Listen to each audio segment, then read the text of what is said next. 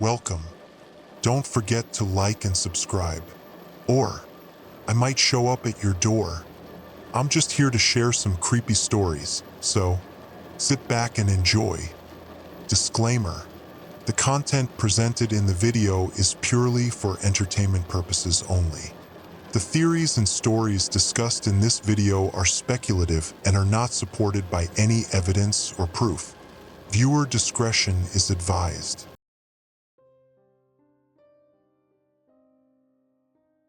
Journal entry number 1, October 12th. The wind speaks differently here. I've been the keeper at Blackrock Lighthouse for nearly 8 months, and still, I haven't grown accustomed to the way sound carries across the water. How the waves and wind conspire to create voices where there should be none. At least, that's what I told myself this morning. I should introduce myself. My name is Morgan Reeves. I started keeping this journal at the recommendation of my therapist back in the city, though I haven't been diligent about it. There's usually not much worth recording in a lighthouse keeper's day. Wake up, check the equipment, maintain the logs, watch the sea, repeat. But today was different. The fog rolled in just before dawn, thick as cotton batting, muffling the constant crash of waves against the rocky shore. I was in the lantern room, wiping down the Fresnel lens as I do every morning, when I heard it. A voice, carried on the wind, soft yet somehow perfectly clear despite the fog that should have dampened all sound. Morgan. I froze, cloth still pressed against the glass. The maintenance checklist in my other hand fluttered to the floor. The voice was unmistakable. It had the same inflection my mother used when calling me in from play as a child. But that's impossible. She's been gone for 12 years. Morgan, louder this time. I abandoned my post and moved to the gallery outside, gripping the cold iron railing as I peered into the swirling gray nothing. The lighthouse stands a quarter-mile offshore, connected to land by a narrow causeway that disappears at high tide. Through the fog, I couldn't even see the water below, just an endless sea of mist. "Hello," I called, immediately feeling foolish. Who would be out there? A boat? A swimmer? In this weather? No answer came, just the returning whisper of my name, this time seemingly from behind me. I whirled around, heart hammering against my ribs, but there was only the door back to the lantern room, firmly closed. I told myself it was just the wind playing tricks. That's what happens when you live alone for too long. The mind fabricates company. I've been alone since Sarah left, since the accident, since I'm getting off track. After finishing my morning duties, I came down to the keeper's quarters to make breakfast.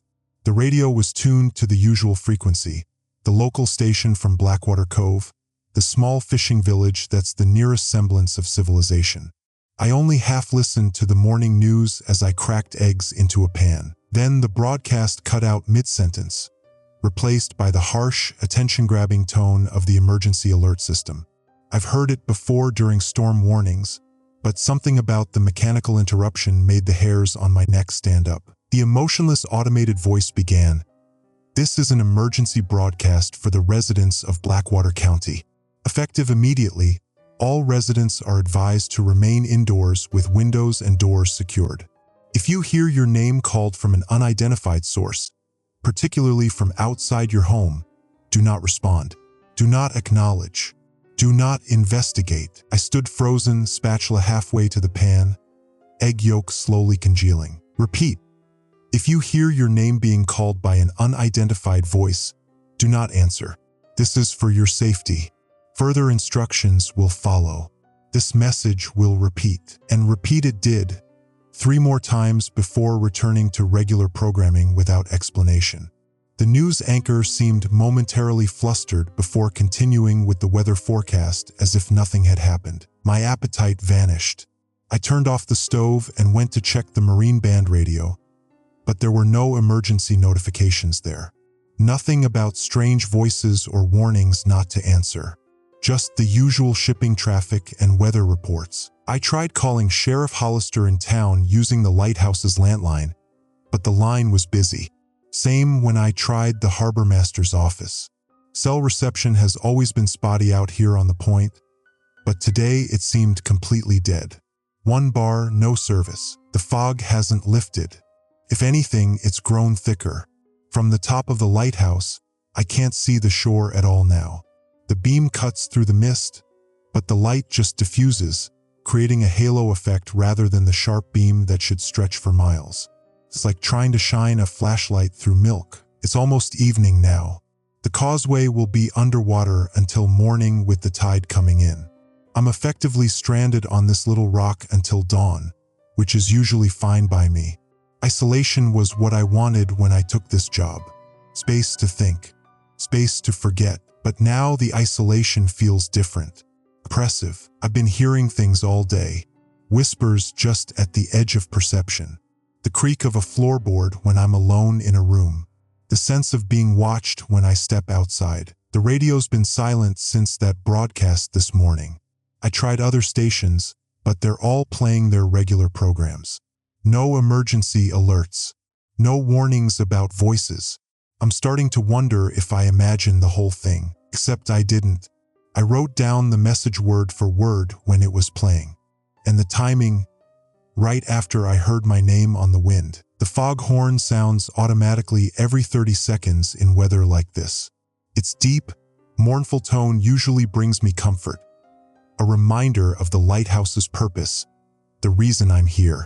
But tonight, between each blast, I swear I can hear my name again, coming from everywhere and nowhere at once. Morgan. Sometimes it sounds like my mother, sometimes like Sarah, sometimes like voices I've never heard before. I've drawn all the curtains in the keeper's quarters.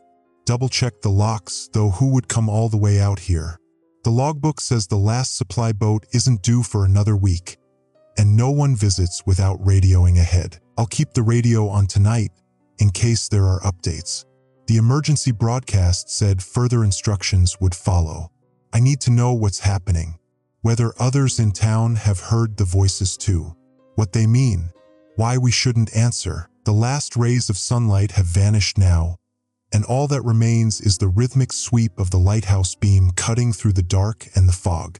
30 seconds of light, then darkness, like a heartbeat, like a warning. Wait. Did someone just knock on the door downstairs? No, that's impossible. The causeway is underwater. No one could be here. There it is again. A soft, insistent tapping. And my name, louder now, unmistakable. Morgan. Open the door, Morgan. I won't answer.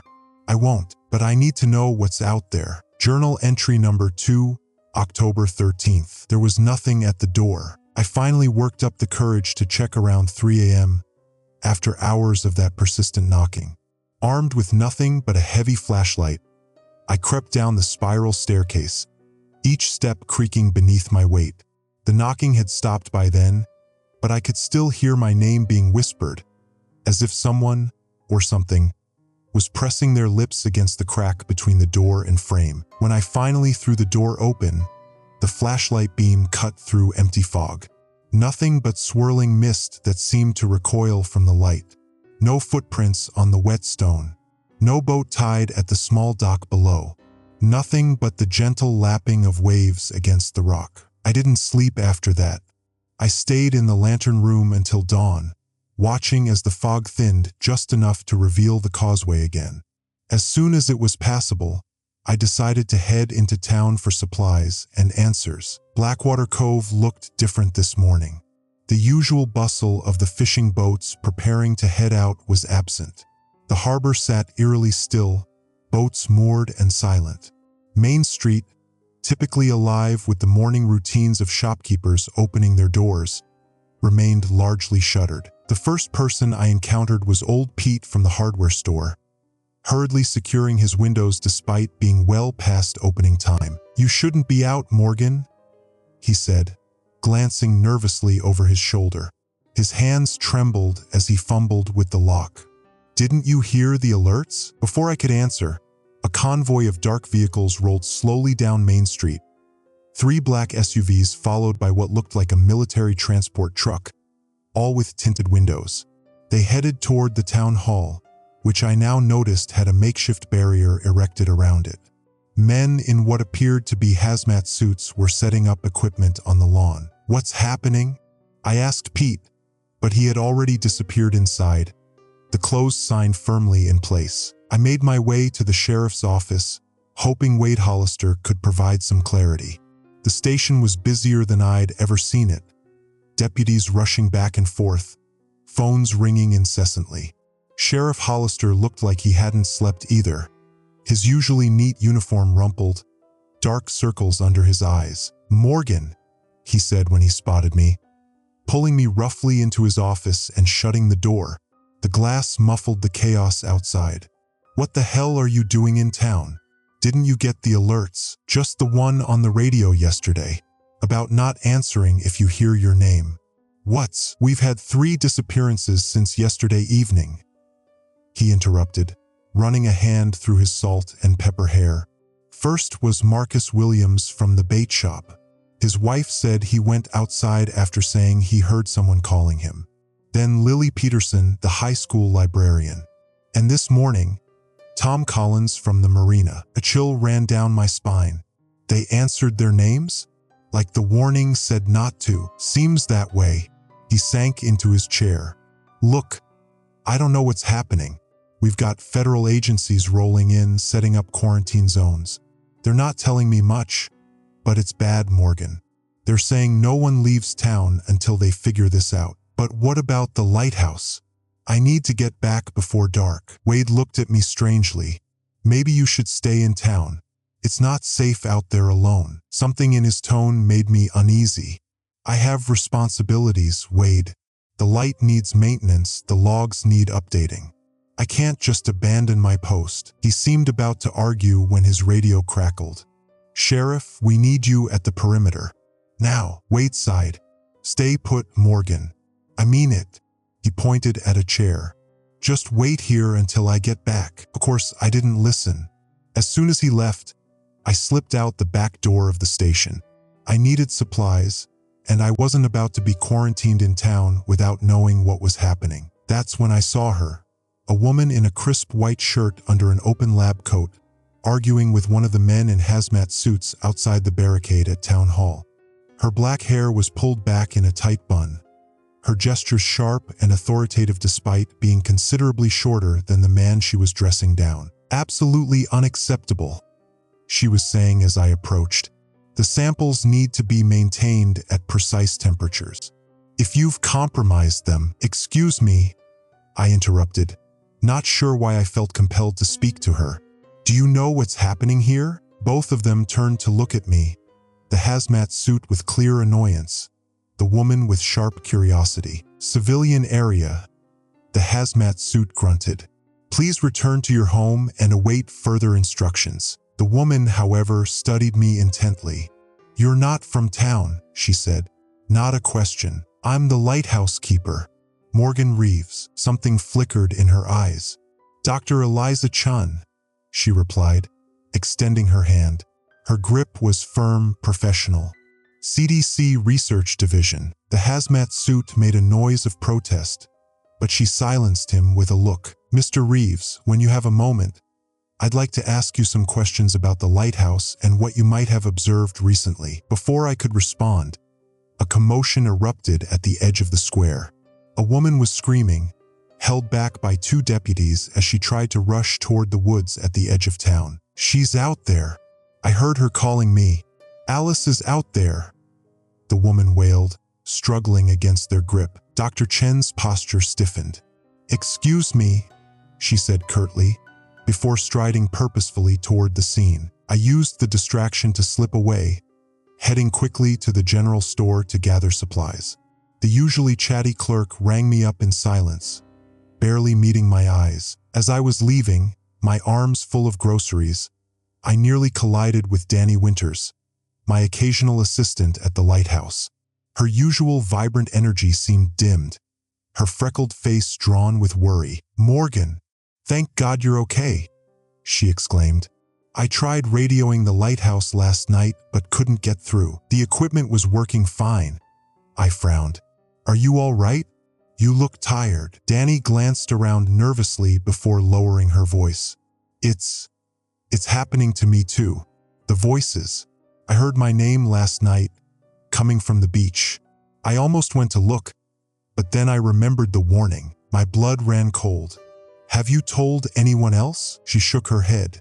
I'm scared, Morgan. What's happening? The military trucks, these government people. It's like something out of a movie. Before I could answer, the emergency tone blared from speakers around the town square, the same automated system that broadcasts tsunami warnings. Attention residents of Blackwater County. A mandatory curfew is now in effect from sunset to sunrise. Remain indoors during these hours. All windows should be secured. Any unauthorized persons found outdoors will be detained. If you hear your name called from an unidentified source, do not respond. Do not investigate. Report all incidents to the emergency response team at Town Hall. Danny and I exchanged glances as the message repeated. The fog was rolling in again, thicker than before, curling around the edges of buildings like grasping fingers. I need to get back to the lighthouse, I said. The causeway will be underwater soon. I'll come with you tomorrow, Danny offered, a hint of desperation in her voice. I don't want to be alone here. I nodded, though something made me hesitate. As I made my way back toward the causeway, I felt eyes on me. Not just the townsfolk peering anxiously through their windows, but something else. Something watching from within the encroaching fog. And just at the edge of hearing, carried on the damp air, Morgan? Come find us, Morgan. I quickened my pace, the grocery bags heavy in my arms. But the voice followed, whispering from every direction at once. Something is very wrong in Blackwater Cove, and I have a terrible feeling that the lighthouse, my lighthouse, is somehow at the center of it all. The fog continues to thicken as I write this. From my vantage point in the lantern room, I can see strange lights moving in the mist offshore. Not boats, nothing so substantial. More like bioluminescence, but moving with purpose, with intelligence. The radio has been silent all day. I tried calling the sheriff's office again, but the lines are down now. I am alone on this rock until morning at least. Alone with the fog. Alone with the voices that won't stop calling my name. Journal entry number 3, October 14th. I made a discovery today. One that changes everything I thought I knew about Blackwater Cove. The fog lifted briefly this morning, revealing a town transformed. From the lighthouse gallery, I could see military vehicles at the main roads leading in and out of town. White tents have sprouted like mushrooms around Town Hall.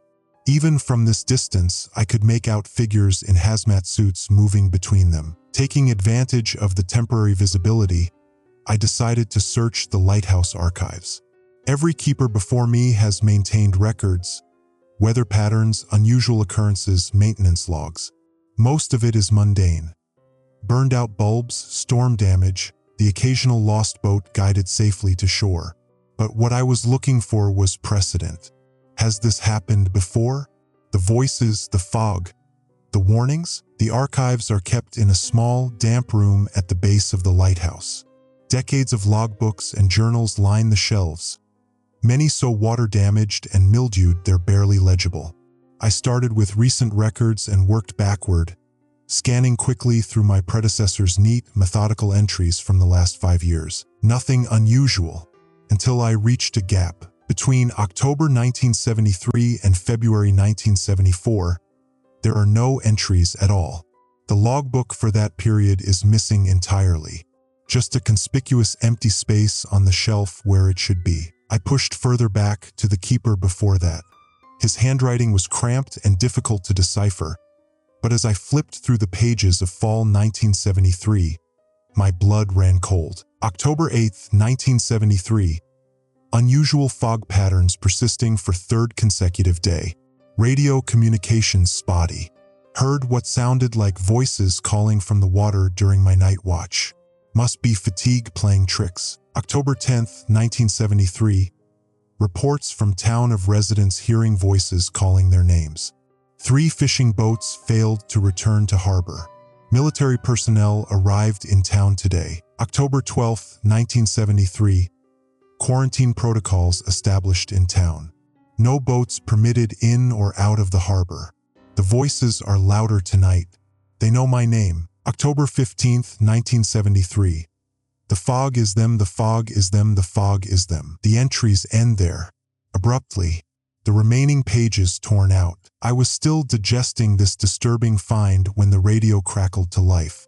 Not with another emergency broadcast, but with Danny's voice. Morgan?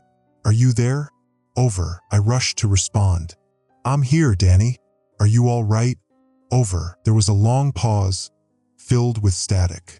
When her voice returned, it sounded strange, somehow flatter than before. I'm coming to the lighthouse. Need to talk to you in person. Important. Over. Something about her tone made me uneasy. The tide's rising, Danny. The causeway won't be passable for hours. Over. Another pause. More static. Then, I'll find a way. Wait for me. Over and out. Before I could respond, the connection went dead.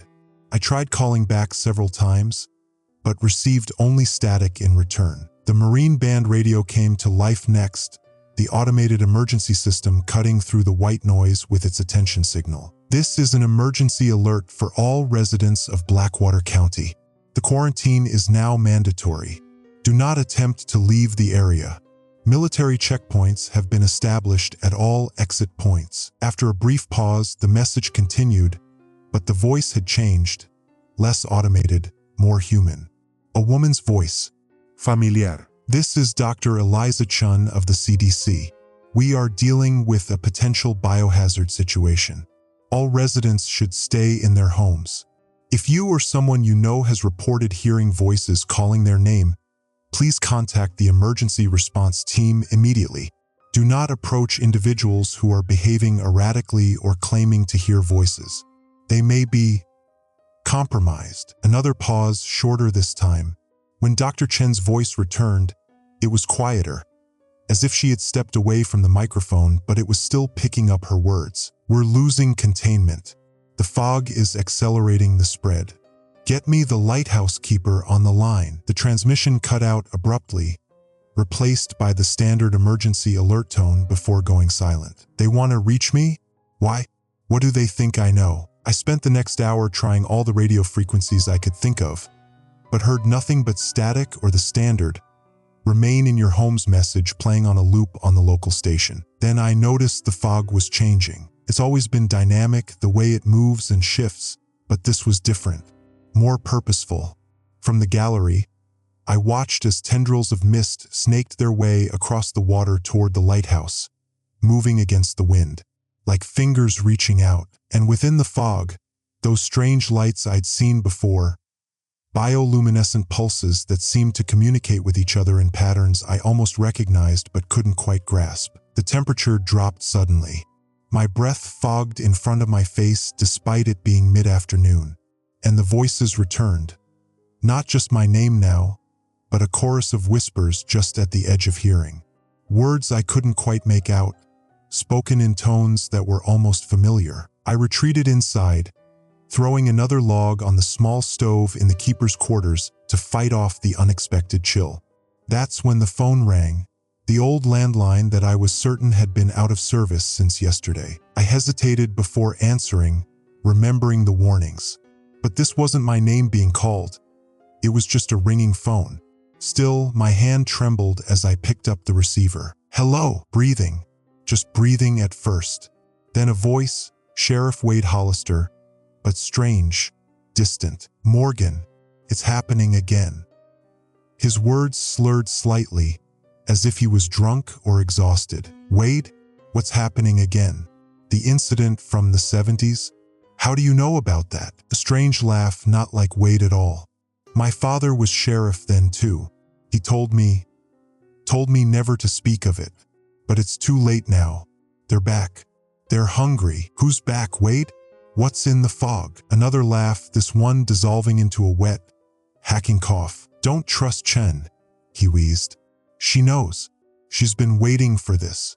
Using us as bait. Using us for what? Wade, you're not making sense. The lighthouse, he said, suddenly urgent. Check the hidden room. Behind the line went dead. Hidden room? What hidden room? I've lived here for 8 months and haven't found any hidden spaces. But then again, I haven't exactly been looking. I spent the next hour tapping on walls, checking for hollow sounds, searching for seams or cracks that might indicate a concealed door. Nothing in the keeper's quarters. Nothing in the watchroom. Nothing in the archives. Then I remembered something. When I first arrived, the maintenance chief had mentioned an old storage space that had been sealed up decades ago after a structural issue made it unsafe. Could that be what Wade was talking about? As I write this, the fog has completely engulfed the lighthouse. I can't see more than a few feet beyond the windows. The voices are constant now, a murmuring backdrop to the howl of the wind and the rhythmic foghorn. And I'm certain I heard footsteps on the causeway earlier, despite the high tide making it impassable. Someone or something is coming. I need to find that hidden room before they arrive. Wait, there's a banging at the door again. And a voice. Danny's voice. Morgan, let me in. Please, Morgan. They're right behind me, but the tide is still high. The causeway is underwater. There's no way she could be here, unless, God help me, I think I'm gonna open the door. Journal entry number 4, October 15th. I almost died last night. Or worse, when I last wrote, I was about to open the door for Danny. Something stopped me at the last moment, a flicker of memory from the emergency broadcast. Do not respond. Do not investigate. I hesitated, my hand on the doorknob, as Danny called my name with increasing desperation. Morgan, please. They're coming. I can see them in the fog. I called back through the door. The causeway is underwater, Danny. How did you get here? A pause. Too long. I took a boat, she finally replied. But there was something wrong with her voice now. A subtle echo, as if two people were speaking in imperfect unison. Please, Morgan. I'm so cold. I peered through the small window beside the door. What I saw wasn't Danny, not entirely. A figure stood there, with Danny's red hair and freckles, wearing the flannel jacket she favored. But even in the dim light, I could see that something was profoundly wrong. Her skin had a translucent quality, her eyes reflecting the lighthouse beam unnaturally. And behind her, barely visible in the fog, were shapes. Flowing, shifting forms that seemed to pulse with those same bioluminescent lights I'd seen in the mist. You're not Danny, I whispered, backing away from the door. The thing wearing Danny's face pressed closer to the window, its features suddenly losing cohesion, rippling like disturbed water. We can be, it said, its voice now a chorus of whispers. We can be anyone who answers us, Morgan. Let us in. Let us show you. I ran up the spiral staircase, all the way to the lantern room, where I spent the night huddled beside the massive lens as the foghorn sounded its regular warning, and things that were not human scratched at the doors and windows below. Dawn brought no relief. The fog remained, thicker than ever, the sun a dim suggestion of light somewhere above. But the scratching had stopped, and I cautiously made my way back down to assess the situation. The door remained secure, but something had left marks on the wood, not scratches from fingernails or claws, but strange, sinuous patterns that seemed to have been burned or melted into the surface. They reminded me of the bioluminescent patterns I'd seen in the fog, as if whatever made those lights had tried to inscribe its language onto my door. The radio crackled to life as I was examining the markings, making me jump. Lighthouse, this is Dr. Chun. Do you copy? Over. Her voice was tense, urgent. I rushed to respond. This is Morgan Reeves. I copy. Over. A sigh of relief on the other end. Thank God. We've been trying to reach you since yesterday. Are you secure? Have you had any visitors? Over. I hesitated, looking at the strange markings on the door. Something tried to get in last night.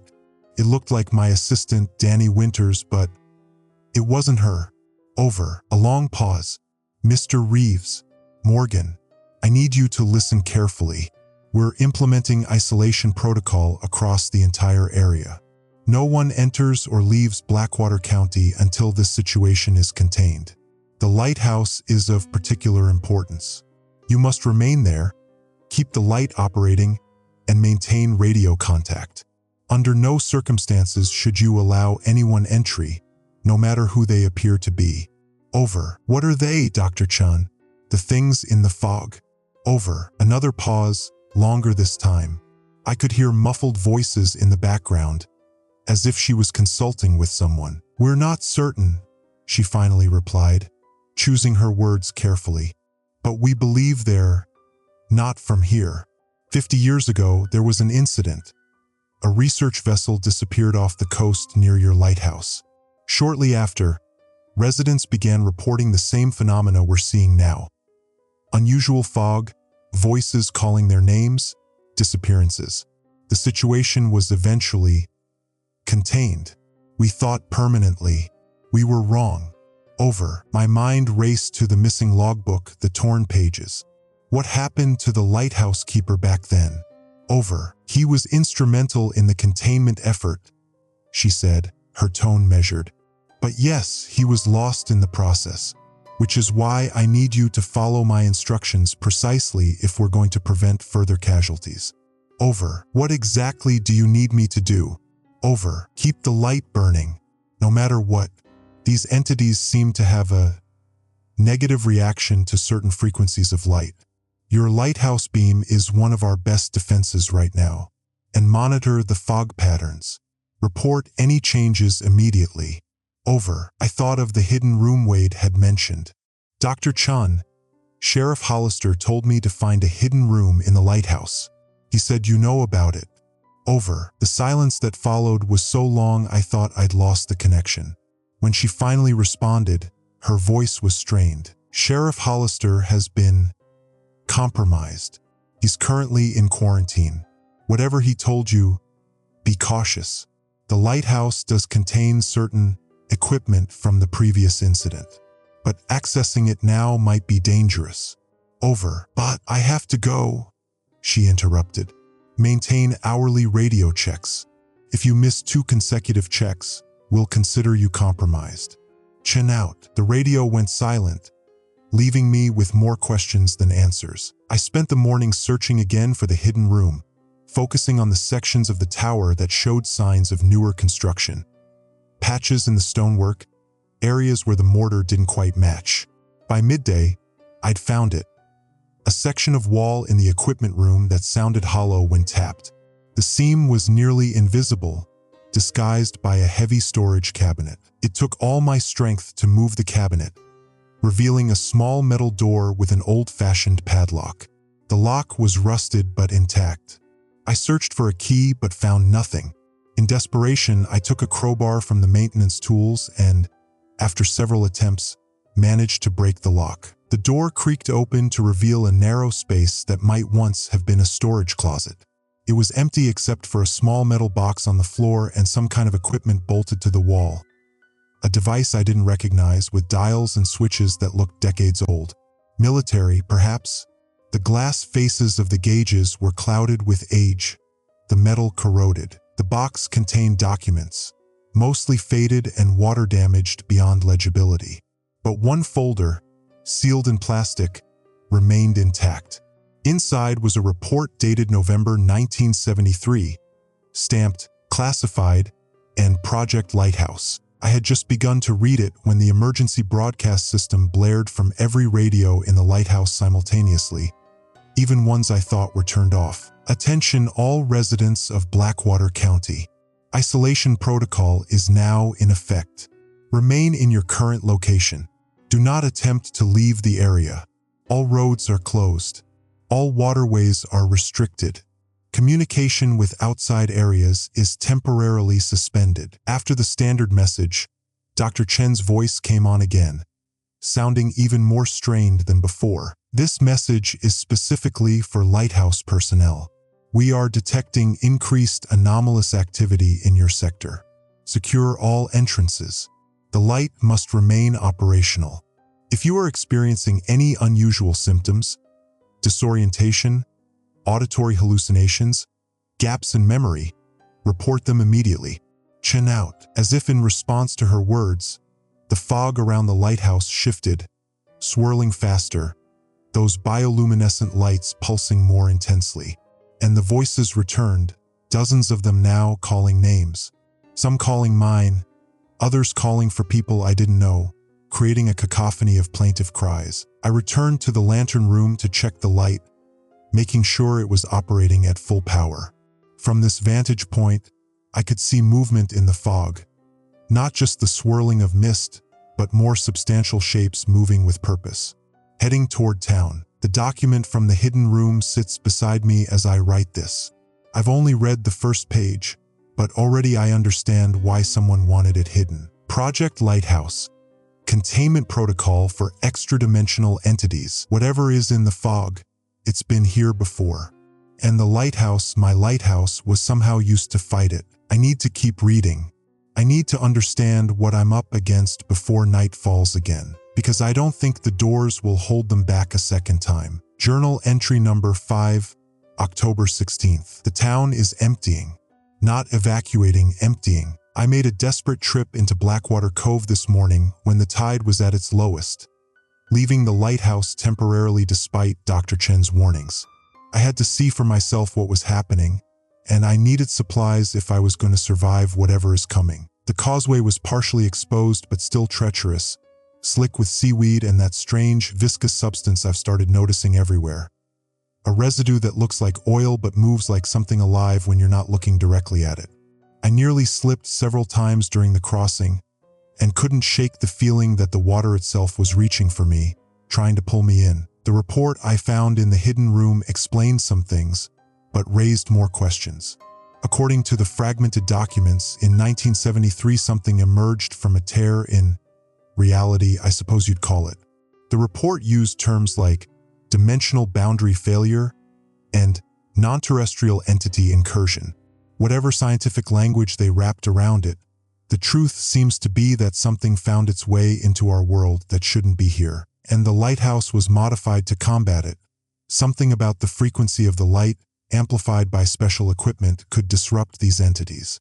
But the modifications were only partially successful. The report ended with a recommendation for permanent containment protocol, but those pages were missing or too damaged to read. Blackwater Cove was a ghost town when I arrived. Many houses stood with doors open, as if the occupants had simply walked out and never returned. The military presence had increased. More vehicles, more personnel in hazmat suits, but they were concentrated around the town hall and what looked like a hastily established perimeter at the edge of town, where the forest begins. I moved carefully, staying out of sight as much as possible. I didn't want to be quarantined or contained like Sheriff Hollister. The general store was abandoned, its door unlocked. I took what I needed: more canned food, batteries, first aid supplies, leaving money on the counter out of some bizarre adherence to normalcy in a world rapidly shedding all sense of it. As I was leaving, I heard a sound from the back room.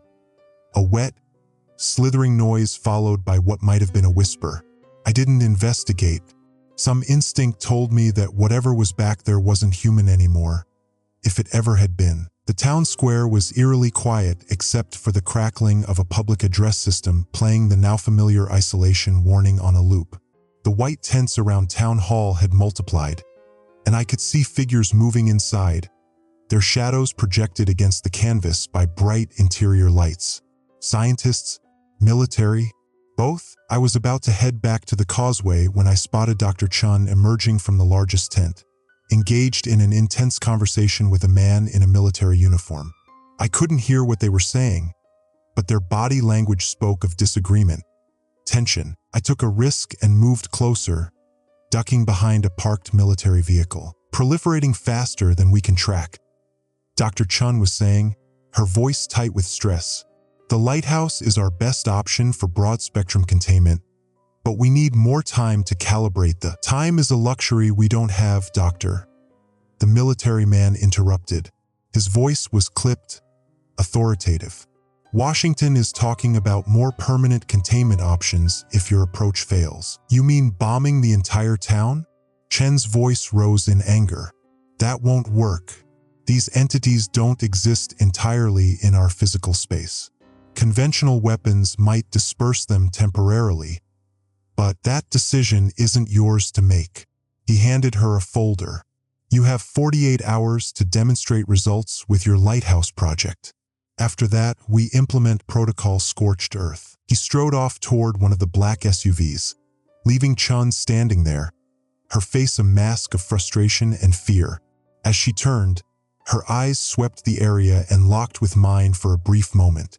I could have sworn I saw recognition, then something like relief, before she quickly looked away and hurried back into the tent. She saw me. She knew I was listening, and she didn't raise the alarm. I made my way cautiously back toward the causeway, but as I passed the sheriff's station, something made me stop. The building appeared deserted like most others, but a light flickered in one of the back rooms. Against my better judgment, I went to investigate. The front door was unlocked. Inside, papers were strewn everywhere, chairs overturned, as if the occupants had left in a hurry, or a fight had broken out. I moved toward the light in the back, finding myself in the small room they used for holding cells. Sheriff Wade Hollister sat on the floor of one of the cells, his back against the wall, knees drawn up to his chest. He was rocking slightly, mumbling to himself. The cell door stood open, but he made no move to leave. "Wade," I called softly. His head snapped up, eyes wide and bloodshot. For a moment, there was no recognition in them, just animal fear. Then something cleared. "Morgan." His voice was hoarse, as if he'd been screaming. "You shouldn't be here. They'll find you." "Who, Wade? The military?" He laughed, a broken sound. "Not them. Them. In the fog. In the water." He tapped his temple with a trembling finger. "In here now too." I approached cautiously. "Wade, what happened to you?" "Dr. Chun said you were compromised." "Chun?" He spat the name. She knew this would happen. They've been waiting for the conditions to be right. The fog. It's not just weather. It's them. Their environment leaking into ours. He was making more sense than I wanted to admit. "What do they want?" I asked, Wade's eyes fixed on something over my shoulder.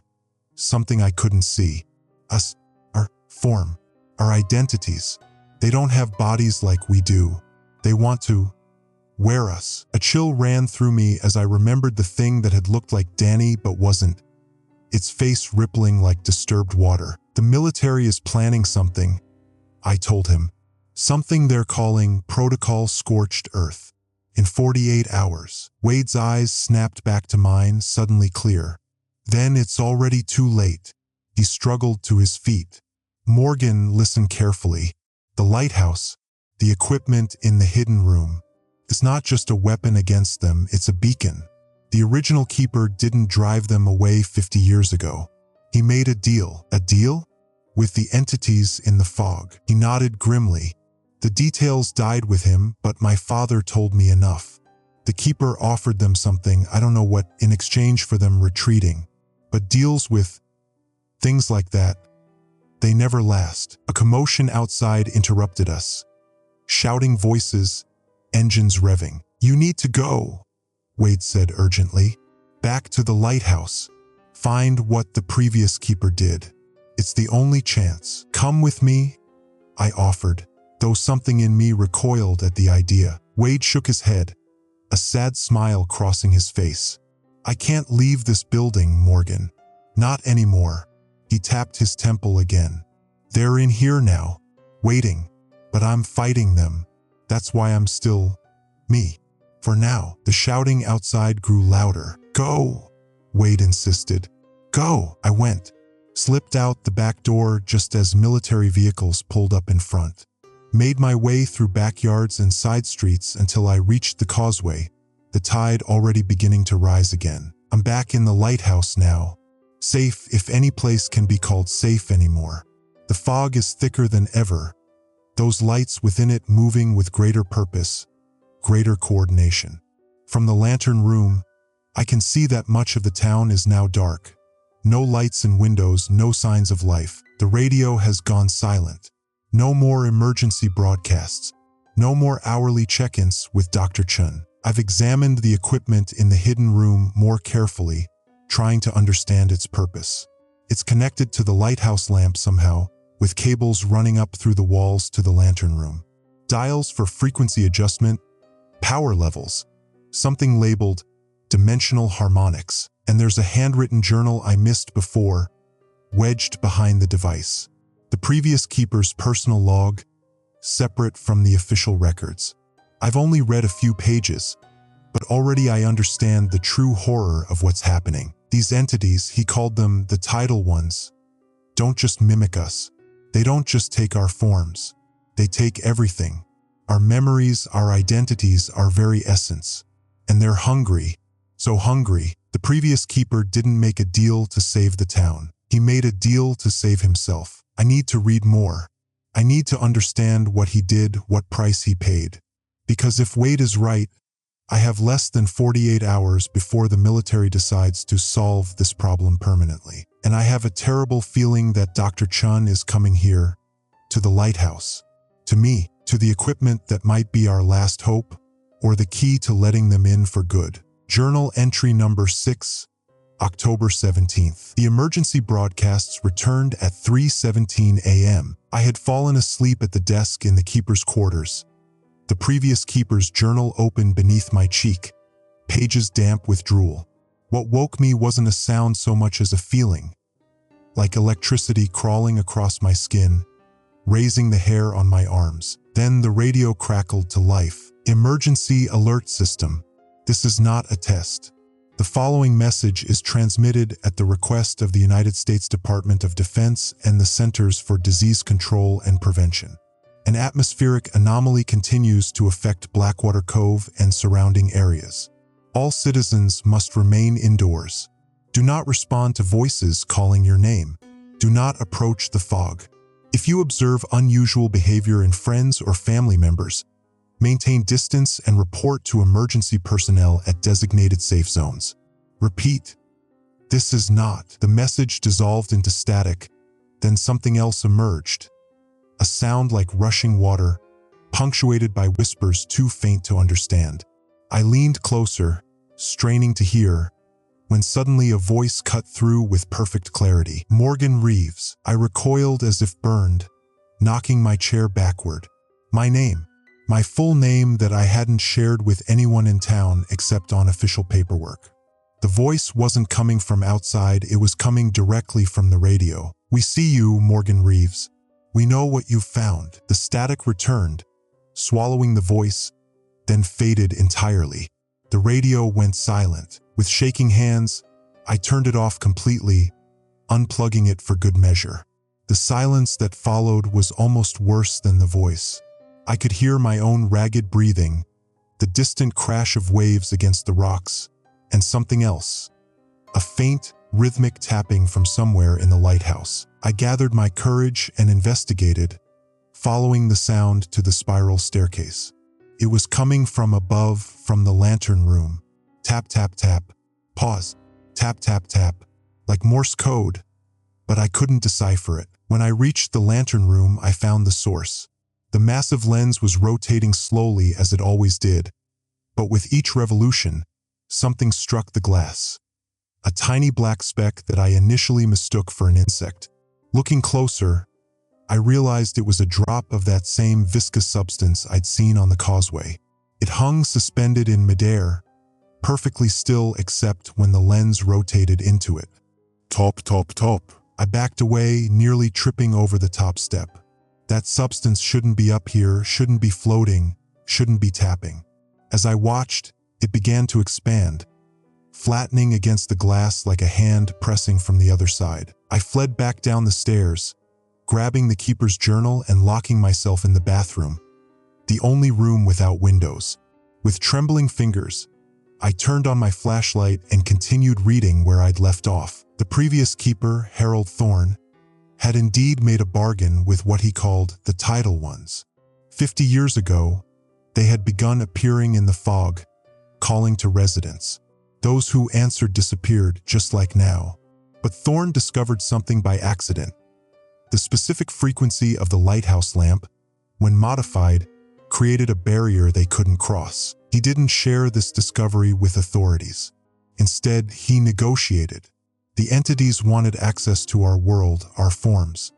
Thorn promised them he would dim the lamp on a specific night 50 years in the future, allowing them full entry if they retreated until then and spared him and his bloodline. They agreed. Thorn modified the lighthouse equipment not to repel the entities permanently, but to hold them at bay until the appointed time. He documented the date in his journal, October 19, 2025. 2 days from now, the last entries became increasingly paranoid and guilt-ridden. Thorn knew what he had done. Sacrificed an entire town, an entire world potentially, for his own survival. In his final entry, dated just weeks before his apparent suicide, he wrote of hearing his name on the wind despite their promise, of seeing his reflection ripple like disturbed water. The entities had never intended to honor their bargain. They had simply been biding their time, growing stronger, waiting for conditions to be perfect for a full incursion. And now, reading between the lines of the technical notes, I understood something terrible. The equipment in the hidden room wasn't keeping them out, it was preparing the way. Each rotation of the lamp, each pulse of that modified light, was gradually thinning the barrier between our world and theirs. A knock at the front door jolted me from my reading. 3 precise taps, followed by a voice. "Morgan? This Dr. Chen. I need to speak with you." I hesitated, remembering what I'd overheard in town. Was she here to help or to ensure the lighthouse fulfilled its terrible purpose? "Morgan, please. I don't have much time. The military is implementing their solution tomorrow, not in 2 days. I have information about the entities, about how to stop them." Something in her voice, desperation, fear, convinced me. I emerged cautiously from the bathroom, the journal clutched to my chest, and made my way to the door. Dr. Chun stood alone on the threshold, soaked from the rain that had begun to fall, mixing with the fog to create an impenetrable curtain around the lighthouse. Her glasses were speckled with droplets, her government-issue raincoat plastered to her thin frame. "You need to see this," she said without preamble, pushing past me into the lighthouse. From her bag, she produced a tablet computer, tapping quickly through security measures. "I've been researching these entities since the first reports came in 3 weeks ago," she explained, pulling up files with government seals. "What we're dealing with isn't alien in the traditional sense. They're not from another planet or even another dimension exactly. They're from here, but outside our perception of reality." She showed me complex waveform analyses, readings from specialized equipment. "Think of reality as a frequency band," she continued. "We exist in one narrow band of that spectrum. These entities exist in another, parallel to ours but usually unable to interact. The unique geological conditions here, the alignment of astronomical bodies we're not sure, has caused an overlap." "The fog," I said. "Yes, the fog is a physical manifestation of that overlap, a visible symptom of 2 realities bleeding together. And the lighthouse, this lighthouse, sits at the exact focal point." I showed her the journal, explaining what I'd learned about Thorn's bargain, about the equipment's true purpose. Her face paled as she read. "This matches our findings," she admitted. "We thought the lighthouse was causing the phenomenon, but couldn't understand the mechanism. Now it makes sense." She looked up at me, eyes wide behind rain-speckled glasses. "Thorn didn't just make a deal. He modified the light to act as a beacon, gradually calling them in over decades. Each night, the barrier weakened a little more. And in 2 days, it fails completely," she finished, "unless we can reverse the process." A crash from upstairs interrupted us, the sound of glass shattering. We both looked up toward the lantern room. "What was that?" Dr. Chun whispered. Before I could answer, the radio I'd unplugged crackled to life, its dial glowing an unnatural blue. The emergency broadcast system's familiar tone filled the room, but the message that followed wasn't from any government agency. "Attention residents of Blackwater Cove. The United States Department of Defense has authorized immediate evacuation. All citizens must proceed to the town hall for transport. This is your final warning." The voice was technically perfect, the cadence exact, but something about it raised goosebumps on my arms. It was too precise, too mechanical. Dr. Chen's tablet pinged with an alert. Her face drained of color as she read it. "That's not an authorized broadcast," she said, voice trembling. "The military communication system has been compromised."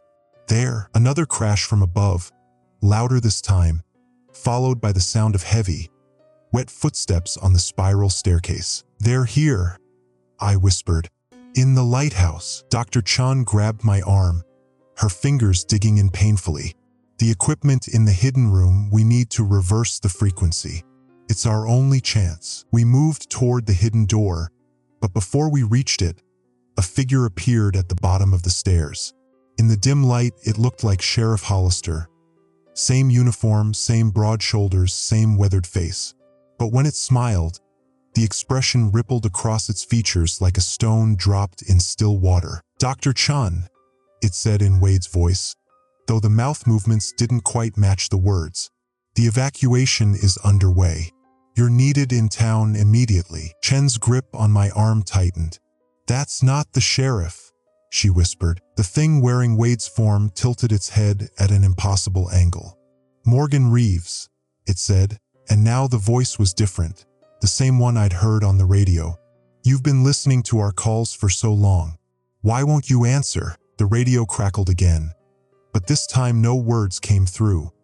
Just the sound of waves crashing, of wind howling, and beneath it all, dozens of voices calling my name in perfect, terrible unison. The thing that wasn't Wade took a step toward us, its movements fluid yet wrong, like a poor animation of human locomotion. "We just want to talk," it said, mouth stretching too wide, eyes beginning to liquefy in their sockets. "Just answer when we call. That's all you need to do." Dr. Chen pulled something from her pocket, a small device with a single red button. "Cover your ears," she shouted, pressing it. A high-pitched whine filled the room, so painful I dropped to my knees despite having my hands clamped over my ears.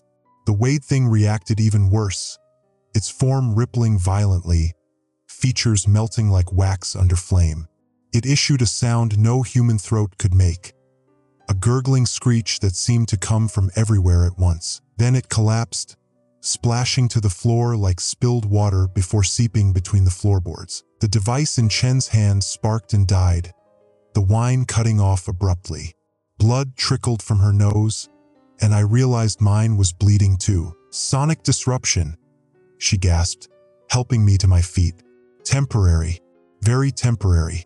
We need to get to that equipment now." Outside, the lighthouse's powerful beam swept through the fog in its regular rhythm. But now I could see what each sweep illuminated, hundreds of figures standing in the mist, surrounding the lighthouse on all sides. Human-shaped but not human, their forms distorting with each pass of the light. All of them facing the lighthouse, all of them waiting. In the distance, a siren began to wail, the town's tsunami warning system. But there was no tsunami coming. It was just another voice in the static, another lure, another lie. And somewhere in that fog, I knew, was something wearing Danny's face, calling my name with her voice, waiting for me to answer. Journal entry number 7, October 18th. Dawn never truly came today.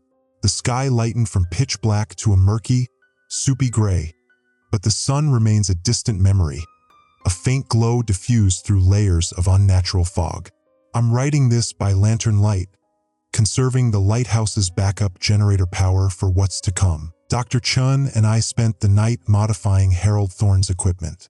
Her knowledge combined with his journal gave us a chance, slim but real, to reverse what he had started decades ago. The sonic disruption device bought us precious hours, but it was a temporary measure. The entities retreated but didn't leave. They're still out there, waiting, watching. The equipment was ingenious in its design, Chin explained as we worked, her slender fingers making delicate adjustments to circuitry I barely understood. Thorne created a harmonic resonance that gradually widened the frequency overlap between our reality and theirs. If we can reverse the polarity and amplify the output, we might be able to force the realities back apart. Might? I asked. She didn't look up from her work. The overlap has progressed significantly, Forcing it closed again will require tremendous energy. How much energy? All of it, she said simply. Everything the lighthouse can generate, and then some. The implications hung heavy between us. The lighthouse was my responsibility, my home, my post. But more than that, it was apparently the linchpin holding back a flood of entities that wanted to wear humanity like ill-fitting suits. Around 3 a.m., while Chun continued working, I climbed to the lantern room to check the fog. The massive Fresnel lens rotated steadily, sweeping its beam across the churning mists. In the brief illumination, I could see them more clearly now, hundreds of almost human shapes, standing impossibly still on the rocks, on the water itself. With each sweep of light, they seemed closer to the lighthouse, though I never saw them move. The glass of the lantern room had been shattered in one section, leaving a jagged hole through which the fog crept like probing fingers. The viscous substance that had been tapping earlier now coated part of the lens, altering the light in ways I couldn't quite define but could feel. A wrongness that made my eyes water and my teeth ache. I carefully scraped it off, collecting the substance in an empty coffee can. It moved against the metal, pressing against the sides as if seeking escape. I secured the lid tightly and brought it down to Chun. She examined it through the clear plastic lid, her face grim. "Cellular material," she said, "but not from any organism on Earth. This is their equivalent of tissue, I suppose. Their substance. What do they want?" I asked, the question that had been haunting me since this began. Chun was quiet for a long moment. "According to our research, they don't experience reality the way we do. They don't have permanent physical forms. They perceive our solidity, our continuity of self as something precious, enviable." She looked up at me, her eyes haunted. "They want to be us, Morgan. Not just mimic us temporarily. They want to become us permanently. By stealing our identities, our bodies, something deeper than that. They want our very existence, our way of being in the world." She gestured to the substance in the can. "This is just their exploratory tissue. The entities themselves are far more complex. When they call your name and you answer, you're not just acknowledging them. You're inviting them in." A memory surfaced. Danny, the day before she disappeared, telling me she'd finally answered the voice calling her name, tired of ignoring it. "It seemed so sad," she'd said. "So lonely." I told Chun about this, watching her face pale further. "That's how they operate," she said. "They mimic human emotion to elicit sympathy, to make us lower our guard. But there's nothing human about them, Morgan. Nothing we would recognize as consciousness or empathy." "What about Wade? The thing we saw that looked like him?" Chen's hands stilled on the equipment. "That wasn't the sheriff, not anymore. What we saw was an entity wearing his form, his memories, but imperfectly. They're still learning how to inhabit us convincingly." The implications made me sick. "How many people in town?" "Most of them by now," she admitted. "The military knows this. That's why they've authorized Protocol Scorched Earth. They can't distinguish between real humans and the others anymore. So they've decided to eliminate everyone in the containment zone." "Jesus," I whispered. "When?" "Noon today. 8 hours from now." The morning brought new horrors. The emergency broadcast system activated again at 8:17 a.m., this time on my cell phone, which shouldn't have had reception given our isolated location. The message began normally. "This is an emergency alert from the United States Department of Defense. Immediate evacuation orders are in effect for Blackwater Cove and surrounding areas. Proceed to Lighthouse for extraction. Military personnel will escort all survivors to safety zones. This is your final warning." Then the message distorted, the voice dropping to an inhuman register. "Morgan Reeves, Eliza Chun, we are coming. You cannot stop the tide." Chun looked up from her work, face ashen. "They're getting more sophisticated," she said. "The military would never direct people to the lighthouse. They'd establish extraction points on the mainland." "How much longer do you need?" I asked, checking my watch. 5 hours until noon. I've almost completed the modifications, she said. But there's a problem. She pointed to the journal open to Thorne's technical notes. His bargain with them required a specific focal point, a human consciousness to anchor the connection between realities. Him, I said. He was the anchor, she nodded grimly. And when he died, the connection should have severed. But it didn't, because he'd already established the lighthouse as a secondary anchor. To reverse the process completely, we need another human anchor, I finished, the weight of understanding settling heavy in my gut. Someone to close the door from the other side. Chun didn't respond, but her silence was answer enough. A sudden, violent pounding on the lighthouse door made us both jump. We exchanged glances, neither moving to answer it. Morgan, a voice called, Danny's voice. Morgan, please, let me in. They're right behind me. My heart lurched in my chest. Despite everything I knew, everything Chun had told me, part of me wanted desperately to believe it was really her. It's not her, Chun whispered, gripping my arm. You know it's not her. The pounding continued, more desperate. Morgan, I escaped them. I've been hiding in town, but they found me. Please. I approached the door cautiously, Chun following close behind with her sonic device ready, though she'd warned it might not work a second time. Prove you're Danny, I called through the door. Tell me something only Danny would know. A pause.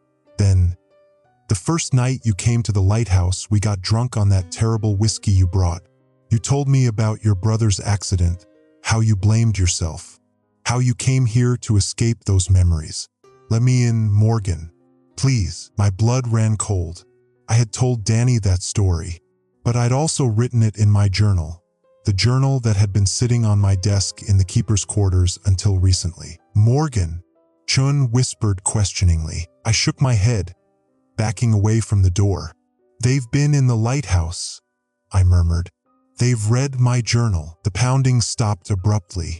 In the silence that followed, we heard a wet, sliding sound against the door, like something large and gelatinous pressing against it. Morgan Reeves, said the voice, no longer Danny's, but a chorus of voices speaking in unison. We have warned so many. We will wear you too. The door began to bulge inward, the wood splintering despite the heavy reinforcement. We need to finish now, Chun said urgently, pulling me back toward the hidden room. The equipment is ready, but we need to get to the lantern room to complete the sequence. As we gathered what we needed, the door finally gave way with a deafening crack. I didn't look to see what entered. Some instinct told me that seeing it directly might break something essential in my mind. Instead, I grabbed the modified control box Chin had assembled while she gathered Thorne's journal and the sonic device. We raced up the spiral staircase, the sounds of pursuit below us. Not footsteps, but a heavy, undulating slithering that echoed off the stone walls. The temperature dropped precipitously as we climbed, our breath clouding before us. The lantern room awaited, the massive lens still turning, still broadcasting its tainted light across the bay. Through the windows and the broken section, we could see the fog had completely enclosed the lighthouse now, pressing against the glass like a living thing seeking entry. And within it, countless faces. Some I recognized from town, some strangers, all watching with eyes that reflected the beam unnaturally. Now what? I gasped, as Chun connected her device to the lighthouse's control panel. Now, she said, voice steady despite her trembling hands. We closed the door. Behind us, something emerged from the stairwell, a writhing mass of darkness that only approximated human form, multiple faces appearing and disappearing within its undulating surface. Among them, I glimpsed Danny, Wade, and others I'd known in town, their expressions frozen in silent screams. Chun looked at me, her eyes filled with determination and something else. Acceptance. Someone has to stay behind to complete the sequence, she said. To be the anchor. Before I could respond, before I could volunteer myself, she pressed the control into my hands and stepped toward the approaching horror, the sonic device held before her like a shield. Get to the lens, she ordered. When I activate this, you'll have 30 seconds to throw the switch and reverse the beacon. Not a second longer. Eliza, I've known since I arrived what needed to be done, she said calmly. My research showed me the truth months ago. This was always going to be my role. The mass surged forward, reaching for us with pseudopods that dripped that viscous substance. Chun activated the sonic device, and the entity recoiled with a scream that shattered the remaining glass in the lantern room. Now, Morgan, she shouted over the cacophony. Do it now. I scrambled to the lens, connecting the control box as she'd shown me. The countdown began. 30 seconds, 29, 28. I looked back to see Chun enveloped by the writhing mass, the sonic device's light pulsing within it like a dying star.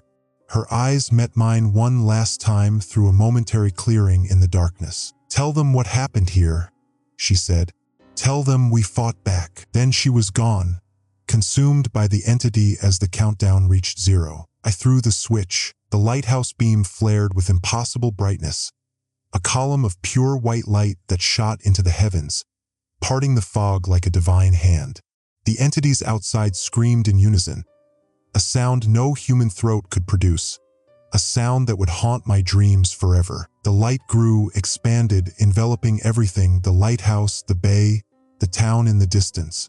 Within it, I saw the entities being pulled apart, their stolen forms dissolving as they were dragged back to wherever they had come from. And in the center of it all, for just a moment, I saw Eliza Chen, her form translucent but unmistakable, moving away from me into that terrible brightness. Then darkness claimed me, and I knew nothing more. Journal entry number 8, October 18th, evening. I woke to the sound of helicopter rotors. My body was sprawled on the cold floor of the lantern room, surrounded by shattered glass and the acrid smell of burned electronics. Every muscle ached, and a persistent ringing filled my ears. When I touched the side of my head, my fingers came away bloody. Outside, the fog had receded, not completely, but enough to see the coastline again, the silhouette of Blackwater Cove in the distance. The sun hung low on the horizon, bleeding red across the water. I had been unconscious for hours. The helicopter circled the lighthouse twice before hovering nearby, its searchlight sweeping across the broken lantern room. Military markings were visible on its underside. I shielded my eyes against the glare, unsure if they represented rescue or the implementation of protocol scorched earth. Had Chen's sacrifice changed anything? Or had noon come and gone, the military's deadline passing without my knowledge? The modified control box lay nearby, a smoking ruin. Chen's device, the one she had carried into the mass of entities, was nowhere to be found. Of Chun herself there was no sign, just dark, viscous stains on the floor where I had last seen her, already drying into something like ash. The helicopter didn't attempt to land. After its second pass, it veered away toward the mainland, its lights shrinking to pinpricks in the darkening sky. I wasn't sure whether to feel relieved or abandoned. With effort, I pulled myself up, using the railing around the lens for support. The massive Fresnel lens had stopped rotating, its light extinguished. When I tried the control panel, nothing happened, no power, no response. Whatever Chun and I had done had fried the entire system. I staggered down the spiral staircase, leaning heavily against the stone wall. The lighthouse felt different now, emptier somehow, as if the very stones had been hollowed out. The temperature had returned to normal, but an eerie silence permeated everything, broken only by the distant sound of waves against the rocks. The main door hung from a single hinge, splintered and twisted as if crushed by enormous pressure. Beyond it, the causeway to town was visible again, the tide low enough to cross if I hurried. But first, I needed to understand what had happened, what Chun had sacrificed herself for. In the keeper's quarters, I found Thorne's journal where we had left it, open to his technical notes about the equipment. Beside it lay Chen's tablet, its screen cracked but still functional. She had left it unlocked, a final gift or a final burden. I scrolled through her files, most of them research notes and government reports about the phenomenon in Blackwater Cove. One document was newer than the others, dated yesterday, titled simply, For Morgan. Morgan, if you're reading this, then our attempt to reverse Thorn's beacon has either succeeded or failed catastrophically. There is no middle ground with this kind of reality breach. What you need to understand is that Thorn never fully closed the door 50 years ago. He couldn't, not without sacrificing himself completely. Instead, he created a temporary seal and set it to decay over time. Essentially, he kicked the problem down the road, knowing he wouldn't be alive to face the consequences. I've known about the Blackwater anomaly since I was a graduate student. My grandfather was part of the original research team that investigated the lighthouse in 1973. His notes, classified and buried in government archives, were what led me here when the fog returned. What we did today wasn't a complete solution. The connection between realities remains, just greatly diminished. Think of it as a door that's been shut and locked, rather than removed entirely. But doors can be unlocked. Barriers can be breached again. The entities, what my grandfather called tidal ones, are still there on the other side of that barrier, still calling, still waiting. What we've done is buy time, just as Thorn did, but hopefully more ethically. I've left you all my research. Use it. The government will try to cover this up, as they did before. They'll say it was a chemical leak or a mass hallucination. They may even blame you as the only witness they can find. Don't let them bury the truth. Don't let my sacrifice be for nothing. If I've become something else, if some part of me now exists on the other side, I hope that version of me remembers what it was to be human, what it was to choose sacrifice over survival. There's one more thing you should know. The sonic device I created wasn't designed only to repel the entities. Its secondary function was to record their frequencies, to create a kind of translation key between our reality and theirs.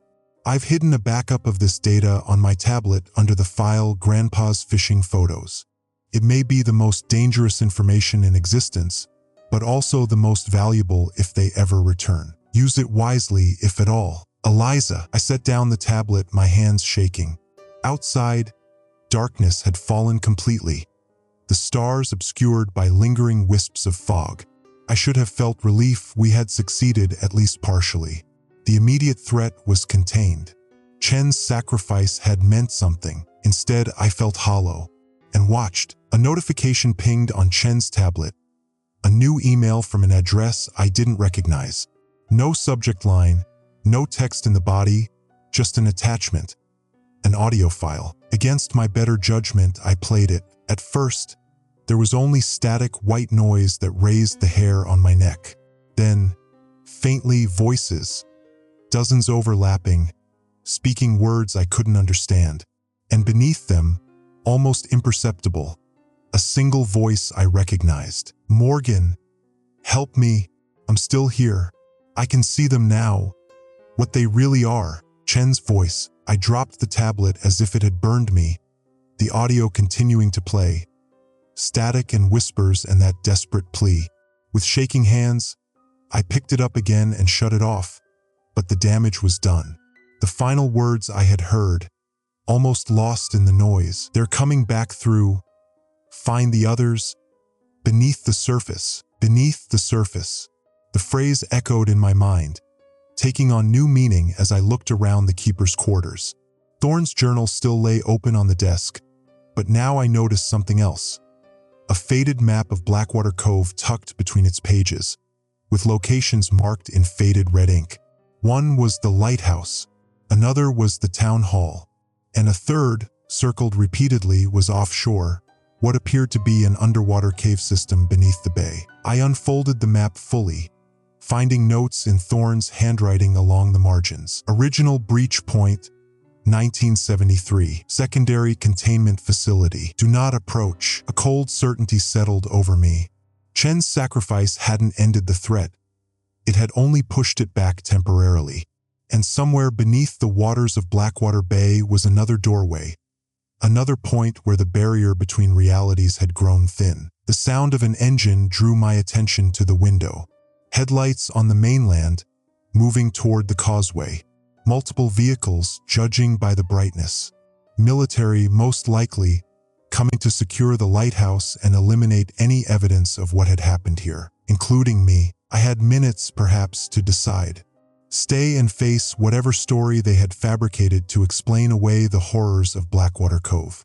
Or take Chen's research, Thorne's journal, and the map and find the second location. This place beneath the surface where answers might be waiting. The decision was easier than it should have been.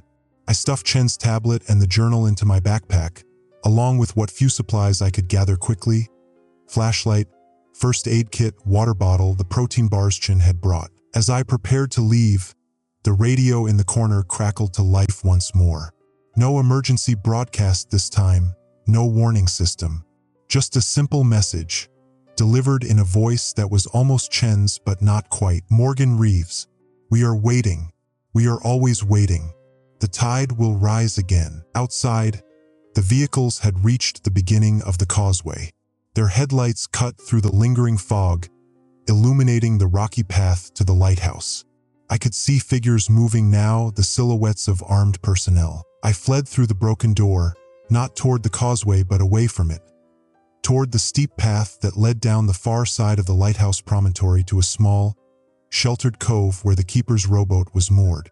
It was old and weathered, but it would have to do. As I scrambled down the path, a sound carried across the water. My name, called not by a human voice but by the wind itself. A hollow whisper that seemed to come from everywhere and nowhere. Morgan, Morgan Reeves. I didn't answer. I wouldn't answer. Instead, I pushed the rowboat into the dark waters and climbed in, the supplies secure in my backpack. The map showed the underwater cave system was less than a mile offshore, near a cluster of jagged rocks that local fishermen called the Widow's Teeth. Above me, the beam of a military searchlight swept across the cliff face, nearly catching me in its glare. I ducked low in the boat, using the paddle to guide myself into deeper water, into the lingering tendrils of fog that would provide cover. Tomorrow I would find the underwater caves, this secondary breach point that Thorne had marked so ominously. I would find what Chun had meant by the others.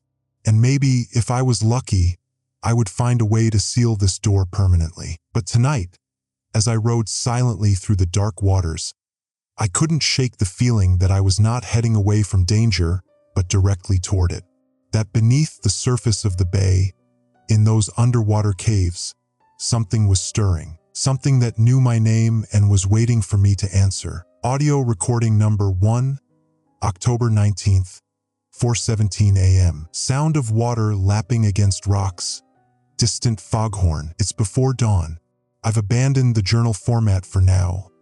My hands are shaking too badly to write. This voice recorder from Chen's Supplies will have to do. I reached the Widow's Teeth rocks around midnight. The military never spotted me. They were too focused on securing the lighthouse. I watched from a distance as they swarmed over it like ants, powerful floodlights turning night to day. Helicopters came and went. Whatever they're doing, they're thorough. The rowboat is hidden in a narrow fissure between two of the larger rocks. I've been waiting for first light to explore further, but sleep is impossible.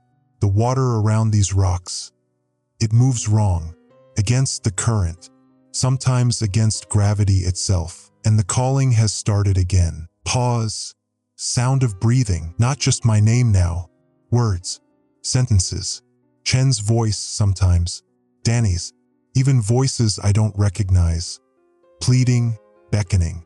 They know I'm close. According to Thorne's map, the entrance to the underwater cave system should be about 20 feet down, at the base of the largest rock formation. I brought basic diving gear from the lighthouse, mask, snorkel, waterproof flashlight, but it won't allow me to dive deep or stay under long. I don't think I can wait for dawn anymore. The military is expanding their search pattern. I've seen their boats moving methodically outward from the lighthouse. It's only a matter of time before they reach these rocks. If I'm going to find answers, it has to be now. Sound of equipment being gathered. The water is eerily warm around these rocks, despite the October chill. And there's bioluminescence. Tiny points of blue-green light swirling beneath the surface.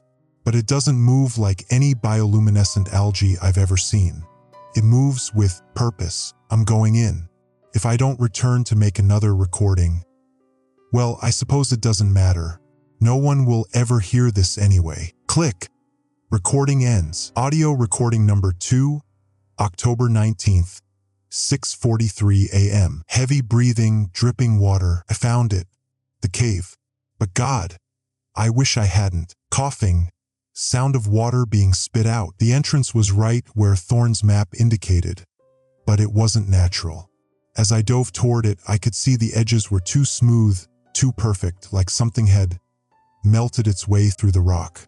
The opening pulsed with that same bioluminescence, outlining a perfectly oval tunnel leading down at a steep angle. I shouldn't have been able to reach it with just a snorkel, but as I approached, the water changed, became thicker, somehow more oxygenated.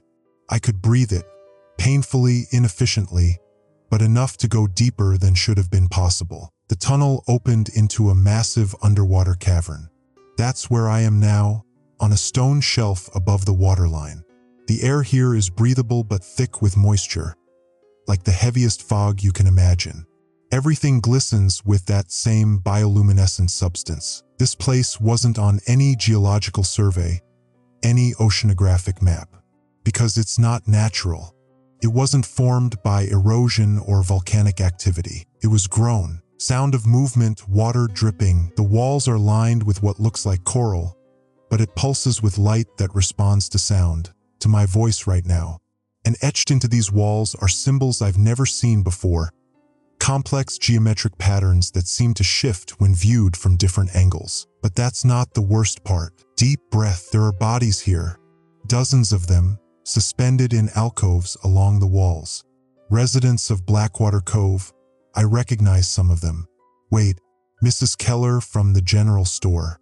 The Peterson twins. Danny. Voice breaks. They're not dead, at least not in any way I understand. They're connected to the walls, tendrils of that coral-like substance wrapped around their limbs, their torsos, their faces. Their eyes are open but unseeing, their mouths slightly parted as if frozen in mid-sentence. And at the center of it all, a pool of water darker than the surrounding sea. So dark it seems to absorb light rather than reflect it. That same viscous substance from the lighthouse forms a ring around its edge, pulsing in time with the lights on the wall. This isn't just another breach point. It's a conversion site, a place where they're processing people, transforming them somehow. Sound of equipment being shifted. I've been examining Chen's tablet. The file she mentioned, Grandpa's fishing photos, isn't photos at all. It's data, readings, sonic frequencies that disrupt the entities, yes, but also communications. Translations. She wasn't just fighting them. She was trying to understand them. According to her notes, the tidal ones don't think like we do. They don't perceive time linearly or space as fixed. To them, identity is fluid, consciousness is transferable. They don't understand why we cling to our individual selves, why we resist becoming part of something larger. They think they're saving us. Distant sound of splashing. Something's moving in the dark pool. I need to click. Recording ends abruptly. Audio recording number 3, October 19th.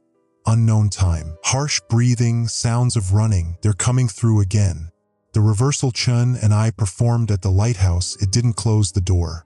It just redirected the flow, channeled it here to this place that was already prepared. Pause. More running. The pool erupted while I was examining the walls. That dark liquid rose up, forming shapes, human shapes, but only approximately. I recognized one immediately, Dr. Chun or something wearing her appearance. Her movements were wrong, too fluid. Her expression eerily serene as she emerged from the pool. Morgan, she said, but her voice came from everywhere at once, resonating through the cave. You came, just as we knew you would. I backed away, nearly falling into the water. The others around the pool were rising too, taking on familiar forms, the missing townspeople, but also figures I didn't recognize, their features indistinct, like unfinished clay sculptures. What have you done with Chun? I demanded.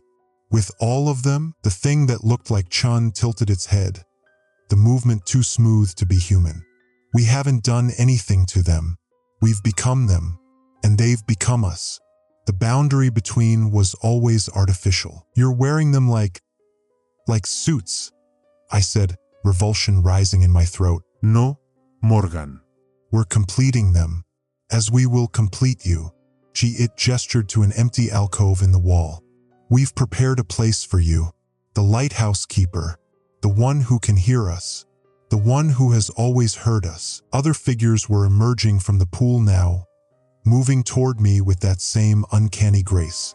I turned and ran, deeper into the cave system, away from the entrance I knew but toward darkness unknown. Sound of footsteps on wet stone. I found myself in a network of smaller caves, illuminated by streaks of that same bioluminescence. The walls here are covered with more of those shifting symbols, but older, worn by time. This place has existed for far longer than Thorne's notes suggested, decades, perhaps centuries. And I'm not the first to hide here. I found remnants, equipment from different eras, notes written on everything from parchment to modern paper, in languages I recognize and some I don't. Others came before me, watched, studied, fled. None of them seemed to have made it out. Distant sound of movement, voices calling. They're searching for me, calling my name in the voices of people I've known. Chin, Danny, even my brother, though he died years ago. How could they know his voice? How could they know what to say to make me want to answer? Voice lowers to whisper. I think I understand now why they need me specifically. Thorne's journal, Chen's notes. They all point to the same conclusion. The lighthouse keeper isn't just a job here. It's a role, a position of significance to these entities. The keeper maintains the light that guides ships safely to harbor. But in Blackwater Cove, the keeper also maintains the boundary between worlds, either strengthening it or weakening it. Thorne chose to weaken it for his own survival. Chun died trying to strengthen it. Now the choice is mine. Sound of pages turning. Chen's tablet contains frequencies that could disrupt them temporarily. But there's something else in her grandfather's data, a resonance pattern that, if amplified properly, might collapse this entire cave system. Seal this entrance permanently, but I'd need to return to the central chamber, to the dark pool that serves as their gateway. And I'd need a power source strong enough to generate the frequency at the required amplitude. Voice grows more urgent. Wait, the military. Their searchlights just passed over the rocks above. They're getting closer. And I still have the emergency transmitter from the lighthouse, the one keepers used to signal for help in storms. If I can reach my boat, signal them. But no, they just capture me, silence me. They're here to cover this up, not to help. Unless, sound of equipment being gathered again. If I can get back to the central chamber, use Chen's tablet to generate the disruptive frequency, then trigger the emergency transmitter at the exact same moment, the military would zero in on the signal. Whatever they've brought, weapons, explosives, might be enough to collapse the cave when combined with the resonance disruption. It's a desperate plan. I'd likely die in the cave-in, but so would they. This gateway would be sealed. Deep breath. The calling is getting louder. My name echoes through these caves in a dozen familiar voices, each one more tempting than the last. Each one promising answers, reunion, peace. It would be so easy to answer, to give in, but I won't. I can't. I'm going back to the central chamber, back to face what's emerging from that dark pool, back to finish what Chen started. If anyone ever finds these recordings, tell them about Blackwater Cove. Tell them about the fog, about the voices on the wind. Tell them what happens when reality thins and things slip through from the other side. And tell them, distant sound like static but wetter, more organic. They found me. I can see them at the far end of the tunnel, those not quite human shapes gliding through the darkness. Their bodies illuminated from within by pulsing blue-green light. And leading them is Chan, or what used to be Chun. Her hand outstretched, her eyes reflecting the bioluminescence like twin stars. Morgan, she calls, her voice no longer just hers but a chorus of many. It's time to answer. It's time to join us. The transmitter is ready. Chen's tablet is set to the right frequency. All I need to do is activate both and hope the military responds quickly enough. This is Morgan Reeves, lighthouse keeper of Blackwater Cove, making my final report. Remember, if you hear your name in the wind, do not answer. Do not ever answer. Static builds, overlaid with a chorus of voices calling Morgan in unison. Click. Recording ends. Emergency alert, October 19th, 7:45 a.m. This is not a test. Repeat, this is not a test. Residents of Blackwater Cove and surrounding coastal areas. Mandatory evacuation order in effect. Proceed immediately to designated evacuation points. Military personnel will guide you. Do not return to your homes for belongings. Do not approach the shoreline or lighthouse area. Remain indoors until evacuation transport arrives. Communications blackout in effect until further notice. If you hear voices calling your name, do not respond. Report immediately to nearest military checkpoint. End transmission. Audio fragment #437B recovered from military search vessel Delphinus. Date: October 19th, 9:17 a.m. Status: partially corrupted. Static: distorted radio chatter. Target located at Widow's Teeth Rock Formation. Signal strength increasing. Permission to: static intensifies. Multiple contacts underwater. Moving in formation. Hold position. Do not engage until loud crackling, followed by high-pitched tone. What the hell is that noise, sir? It's coming from everywhere. The water, the rocks. Is that a voice? Someone's broadcasting on emergency bands. Unintelligible voices overlapping. All units, maintain perimeter. Do not approach the signal source. Sound of explosion or impact. Taking on water. Port side breach. Static overwhelms transmission. Audio fragment #438. A. Lighthouse emergency transmitter. Date: October 19th, 9:22 a.m. Status: heavily corrupted. Static, wet breathing sounds. This is Morgan Reeves. I've reached the central chamber again. The military's nearby. I can hear their boats. Splashing sounds. They're all around me now. The things wearing human faces. Chun is... she's different from the others. There's something in her eyes, recognition, maybe resistance. Pause. Sound of equipment being manipulated. The tablet's ready. Frequency matched to Chen's calculations. Transmitter broadcasting at full power. Distant explosion sounds. That got their attention. The military's moving in. I can see searchlights through the cave entrance. Sound of water churning. The pool is... God, it's rising. Forming a column in the center of the chamber.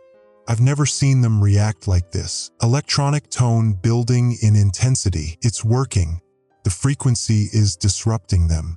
The walls are... they're vibrating, cracking. Those people trapped in the alcoves. Some of them are moving, waking up. Sound of rock cracking. The ceiling won't hold much longer. I need to. Sudden loud splash. No. Stay back. Don't touch me. Voice changes. Becomes unnaturally calm. Morgan, why fight what you've always known was coming? You've heard us calling since you were a child. That's why you came to this lighthouse. Why you've always been drawn to the water. Morgan's voice returns. Strained. That's not true. I never. Voice shifts again. The dreams you've had all your life. The voices in the wind. The visions of the deep. We've been preparing you. Waiting for you. Sound of struggle. Get away from me. Loud impact. Equipment falling. Chun, if you're still in there, help me. New voice. Distorted but recognizable as Chen's. Morgan, finish it. Complete the sequence. The second frequency. Sound of splashing movement. I'm trying. The tablet's damaged. Where? Explosion much closer. They're firing on the rocks. The whole cave is going to collapse. Sound of typing, electronic beeps. There. The second frequency is loud rumbling, rocks falling. Chun, the exit is blocked. We need to. Chen's voice, clearer now. There is no exit for me, Morgan. But you can still. Wet, unsettling sound, like something tearing. Chen, Chan, static builds, audio fragment #439C, recovered from military search vessel Delphinus. Date, October 19th, 9:31 a.m. Status, heavily corrupted. Multiple voices shouting over each other. Whole formation is collapsing. Readings off the charts. Pull back. All units pull back. Sound of water, unnaturally loud. What the hell is that in the water? Sir, the fog is... It's moving against the wind, converging on the signal source. Maintain distance. Do not engage. Strange harmonic tone rises in background. Losing power. All systems failing. Static, transmission cuts. Audio fragment #440A, unknown source. Date, October 19th, time unknown. Status, severely corrupted. Sound of water flowing, echoing. Can't see. The light is gone. Underwater? But I'm breathing. Pause. Sound of movement through liquid. Something's happened to me. My hands. They're not my hands anymore. There's light under my skin. Sound of bubbles. Current. I can hear them all now. Not just their voices, their thoughts, their memories. Centuries of them. Thousands of years. Long pause. They weren't invaders. They were refugees, fleeing something worse. Something that destroyed their world. Sound of distant singing or humming. Multiple voices in harmony. They've been trying to warn us, preparing us. The lighthouse was never meant to keep ships safe from the rocks. It was a beacon, a signal fire to something else. Something that follows them. Sound of something large moving through water. I understand now why they needed me, why they needed the keeper. Pause. I can feel Chun. She's not gone. Changed. As I'm changing. We're becoming something else. Something between. Sound of current intensifying. I need to get back to the surface. To warn them. The military doesn't understand what they're dealing with. Strange harmonic tone returns. I can see the light of the lighthouse beam cutting through the water. But it's different now. Pulsing. Sending a message. Sound of rapid movement through water. I'm coming. I'm coming to warn you all. Transmission distorts. Fades. Emergency alert. October 20th, 6:30 a.m. Attention all citizens. Temporary communications blackout lifted. Blackwater Cove remains under quarantine. Coast Guard and military personnel continue to maintain perimeter. Geological incident classified as underwater landslide. No radiation or biological hazards detected. Residents will be permitted to return once structural assessments are complete. Report any unusual sightings or sounds to emergency services immediately. Do not approach the shoreline after sunset. Lighthouse remains OFF limits indefinitely. End transmission. Personal Journal, Dr. Vivian Marsh. Date, November 3rd. Location, temporary research facility, 3 miles inland from Blackwater Cove. 2 weeks since the incident at Widow's Teeth, and we're no closer to understanding what happened. The underwater cave system has been completely sealed by the collapse, but sonar shows extensive changes to the seafloor topography extending several miles out. The military has officially classified the event as a geological incident triggered by their explosives, but that doesn't explain the electromagnetic anomalies, the bioluminescence still visible at night, or the fact that 13 of the missing townspeople walked out of the ocean 3 days after the incident with no memory of where they'd been. No sign of Dr. Chun or the lighthouse keeper, Morgan Reeves. They're presumed dead, though no bodies have been recovered. The fog has receded, but there's a new phenomenon. At night, the surface of the water near the collapsed cave site glows with patterns identical to the symbols found in Chen's research notes. Configurations that shouldn't occur naturally. We've restored power to the lighthouse, more as a symbolic gesture than anything else. No one's been assigned to replace Reeves. We've installed automated systems instead. But last night, something strange happened. At exactly midnight, the lighthouse beam activated on its own, despite the automation being set for dawn and dusk only. The light swept across the bay in an irregular pattern, not the steady rotation it's programmed for. When our technicians went to investigate, they found the control room locked from the inside. Through the window, they reported seeing a figure moving around the lamp. The description matches Morgan Reeves except for one detail. The eyes, which apparently reflected light like bioluminescent organisms. By the time they broke down the door, the figure was gone. The only evidence anyone had been there was a message written in condensation on the glass of the lamp housing. The light must stay on. They are coming. And below that, in different handwriting, if you hear your name in the wind, do not answer, but listen. Listen carefully. I've ordered 24-hour surveillance on the lighthouse. The fog is returning tonight. The local weather service can't explain it. There's no meteorological reason for it. And in the stillness before dawn, if you stand on the shore and listen very carefully, you can hear voices in the wind. Not calling names anymore, but repeating the same phrase over and over. Prepare. The tide is turning. I don't know what's coming, but I know we're not ready. Emergency alert, November 5th, 4:12 a.m. This is not a test. Repeat, this is not a test. Attention all citizens within 100 miles of coastline. Seek higher ground immediately. Unexpected tidal activity reported. Tsunami warning in effect. If you hear your name, acknowledge and follow instructions. Repeat. If you hear your name, acknowledge and follow instructions. Evacuation routes will be illuminated. Follow the blue light. End transmission. End of records.